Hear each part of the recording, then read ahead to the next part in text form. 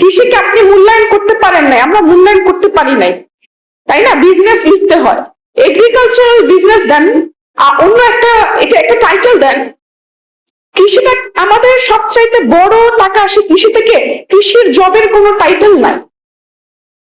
আপনি কৃষক কার্ড দিবেন, ভালো, কৃষক কার্ডের মধ্যে আপনি কাকে কৃষক কার্ড দিবেন, কোন ডেজিগনেশনকে কৃষক কার্ড দিবেন সেটা তো ডিফাইন করা উচিত। যে ব্যক্তি তার 10 বিঘা 50 বিঘা 40 বিঘা জমি আছে, সে আপনার কৃষি কার্ড দিয়ে কি করবে? তার তো কৃষক কার্ড আসলে দরকার নাই। কৃষক কার্ডটা কার দরকার? ফার্মার, যে হচ্ছে একদম রুট লেভেলে হচ্ছে বসে প্রান্তিক কৃষক কাজ করছে, তার ডেজিগনেশন নাই কেন? তাকে কেন আমরা ডেজিগনেশন দিচ্ছি না? এই যে দেখেন, অফিসে একটা ভালো কাজ করলে আপনার একটা প্রমোশন হয়, এখানে কোনো প্রমোশন নাই, এখানে কোনো মানে উপায় নাই, ইভেন আইডেন্টিফাই করার জায়গা নাই। আমরা দেখেছিলাম একজন আইফোন ওয়ালা ব্যক্তি, সে চলে গিয়েছিল কৃষক হিসাবে, যে হচ্ছে সে কি বলে প্রধানমন্ত্রীর কাছে আইফোন আছে তার, সে চলে গেছে, সেটা নিয়ে মানুষ কথা বলেছে। আসলে কৃষির তো কোনো ডেজিগনেশনই আপনারা তৈরি করেন নাই।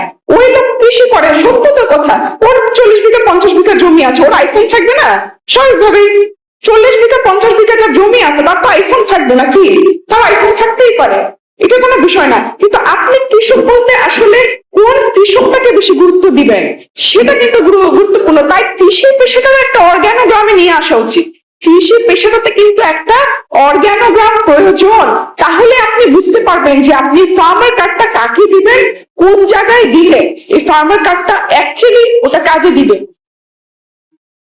সো কৃষি ক্ষেত্রে কিন্তু অর্গানোগ্রাম জরুরি। কৃষিকে পেশা হিসেবে বলা যাচ্ছে না। মানুষ চলে আসতেছে, রিক্সা চালায়, ও ঢাকায় এসে আমি অটো চালাই, বলতে পারে, ঠিক আছে? কৃষক, বিভিন্ন রকম কৃষক আছে আমাদেরকে, ভূমিহীন কৃষক আছে, বর্গা চাষি আছে। আমাদের কৃষি পেশাটাকে একটা সুন্দর সুন্দর নাম দিয়ে আপনারা সেট করেন না, ঠিক আছে? কেরানিকে তো এখন আর কেউ কেরানি বলে না, কেরানিকে বলে ক্লার্ক। তাহলে কৃষিকে আপনারা কেন এত মানে হচ্ছে করেন? কৃষিটাকে অবশ্যই একটা নামের মধ্যে নিয়ে আসতে হবে, অর্গানোগ্রামের মধ্যে নিয়ে আসতে হবে, মানুষকে বোঝাতে হবে যে it's a prestigious job. After graduation তুমি এখানে আসতে পারো, this is a prestigious job.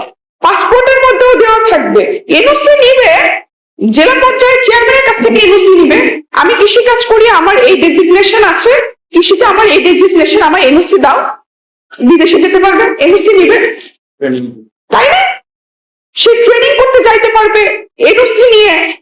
একজন কৃষক চাইলে যায় জাপানে ওরা কিভাবে উৎপাদন করে, চায়নাতে কিভাবে উৎপাদন করে, থাইল্যান্ডে চাল উৎপাদন করে, কিভাবে উৎপাদন করে যেতে পারে। কিন্তু আপনারা এই জায়গাটাকে গুরুত্বই দিচ্ছেন না, যার কারণে আমাদের এই যে এই যানজট, এই ঢাকা শহরের এই দুরবস্থা। কারণ কৃষির যে একটা অর্গানোগ্রাম হতে পারে, একটা ফার্মার যে ক্রাইটেরিয়ার ভিতরে পড়তে পারে, বিভিন্ন তার ক্রাইটেরিয়া যেটাকে যে অর্গানোগ্রামের ভিতরে ম্যানেজ করা যেতে পারে, সেটা তো করছেন না। আশা করছি এই বাজেটের মধ্যে সরকার এই বিষয়টি নিয়ে ভাববেন, যেহেতু সরকার কৃষক কার্ড নিয়ে ভেবেছেন। এরপরে একটা কথা হচ্ছে মাদ্রাসা এবং স্কুলের শিক্ষার্থী যারা আছে, আমাদের মাদ্রাসা এবং স্কুলের শিক্ষার্থীদের কারিগরি শিক্ষাগুলোতে শর্ট কোর্স করানোর ব্যবস্থা করা যেতে পারে। সরকার গতকালকে দেখলাম যে কারিগরি শিক্ষায় 6ষ্ঠ শ্রেণী থেকে বাচ্চাদেরকে নিয়ে ভাবছে, কিন্তু মাদ্রাসার বাচ্চাটা কি করবে বলেন তো?